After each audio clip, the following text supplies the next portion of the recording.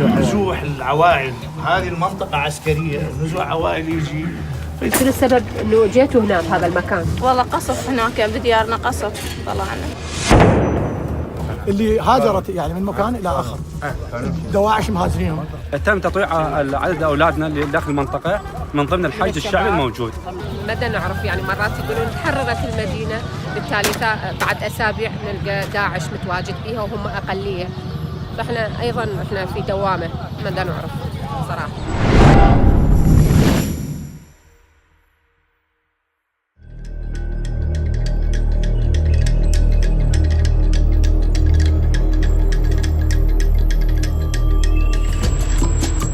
A few days before the U.S. military began airstrikes in the city of Tikrit, Vice News traveled to front lines in the area and learned that not everyone is free to leave or return to their homes.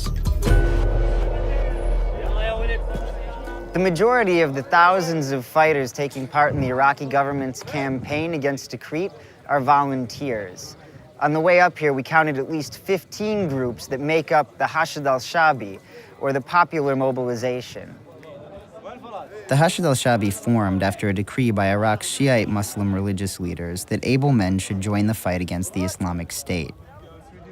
The campaign has been marred by accusations that the Shiite militias have engaged in war crimes.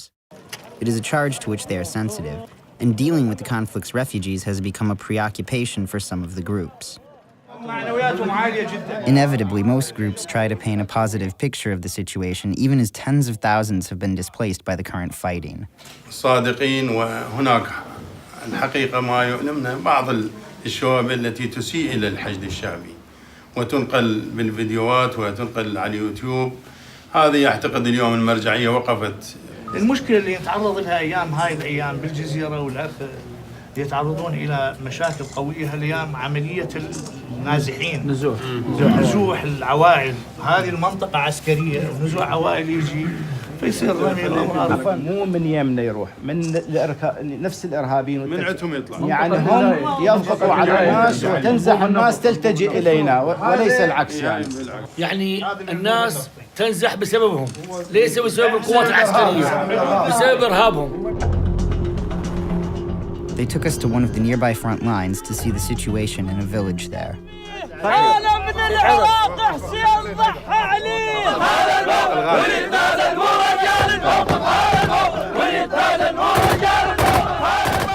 This is the village of Keishifa, southeast of Tikrit.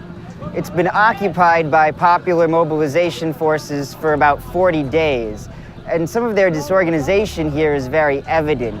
The lack of training as well. They just began firing for TV cameras at what they said was an Islamic State position about 400 meters away before their commander yelled at them to stop in case they drew fire. The militias have been accused of mass killings, as well as looting occupied villages and preventing villagers from returning. The majority of the fighters that make up the Hashd al-Shabi are from Baghdad in southern Iraq. اللي هاجرت يعني من مكان الى اخر، دواعش مهاجرينهم، واللي طلع من خلال تاثير المدافع عليهم ان ترحل الى مدينه سامراء واللي لا تكريت محموله سياره. Baida Watan is an Iraqi NGO worker who had come to the village to assess whether refugees could return. Where do they think the families have gone from this area? اكيد نزحت باماكن ثانيه مثل بغداد او قسم منهم. سمعت انه موجودين بعض منهم هنا والقسم الاخر في سامراء. لا، الاوضاع غير مستقره يعني لحد الان. بالنسبه لعوده العوائل صعب، لان بعد اكو مفخخات، اكو قناص، فهذا صعب عوده العوائل. حفاظا على امنهم لابد انه يصير تحرير بالكامل للمنطقه ثم عودتهم بشكل صحيح. مدى نعرف يعني مرات يقولون تحررت المدينه، بالتالي بعد اسابيع نلقى داعش متواجد فيها وهم اقليه. طبعا هي الحالتين صارت بها مشاكل، انه داعش هدم وفخخ وقتل، وكذلك انه الحشد ايضا بعض الجهات ايضا مارست نفس الاعمال.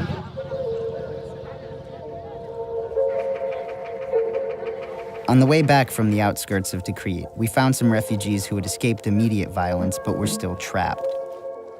This camp on the road between Samarra and Tikrit is one of at least 3 in the area where people fleeing the fighting have been detained by the Iraqi government and militias.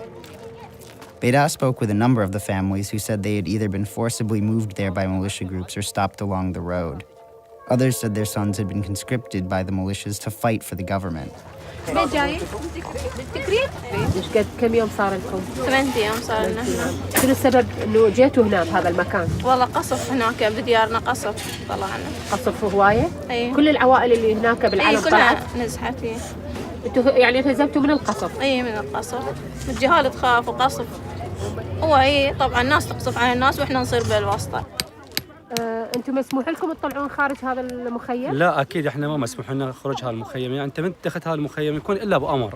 نعم. الا بامر، يعني حاله استثناء، حاله امنيه تعتبر عندهم هم. نعم. واللي عنده مأوى لارض محرمات لا يذهب بكل طريقه ويطلع. بس لكن ما مسموح لكم. ما مسموح. جنوب تكريت. انا ابعد 7 كيلوات عن تكريت. نعم. فوجئنا يعني وان قالوا تكريت تحرر بالكامل، ورا 5 دقائق طلع خبر عاجل وان تكريت بعد اجزاء 500 او 10% عنده. تم تطويع عدد اولادنا اللي داخل المنطقه من ضمن الحشد الشعبي الموجود. وهذا الشاب نفسه هذا الرجل عنده ولده 2 اخذهم لحد الان. ليش اعتقال اولادك؟ ليش؟ ما اعرف. شاكين بيهم؟ كل شيء ما ويا عندي. داعش؟ كل شيء ما عندنا، لا داعش لو ندعو ويا داعش ما نهزمنا على الجيش. الامام اخذ ولدك. اي نعم. ان شاء الله احنا نخاطب كتائب جند الامام. اختي مرحبا عايشه، احكي لك الصحيح. هاي ثالث مره التقى ويا جماعه انا بس ربعكم ما جاي يسوي لي اي، واخذونا ارقام وما يسوي لي اي نتيجه. انا ما اخذ رقمك. اي اختي صار اسبوع من الشكيانه. اي مو هذا اقول لك وراهم اشتكينا وانتم هذول خامس. انتم خامس مجموعه انتم يا اختي. At the beginning of April, Iraqi government forces entered the center of Tikrit, led by U.S. airstrikes. Despite promises from the Iraqi government to stop such events, reporters in Tikrit witnessed government forces executing prisoners and looting homes and stores. As the Iraqi government makes plans to retake Mosul, the largest city under IS control, such actions further undermine its claims it will protect civilians in the areas it recaptures.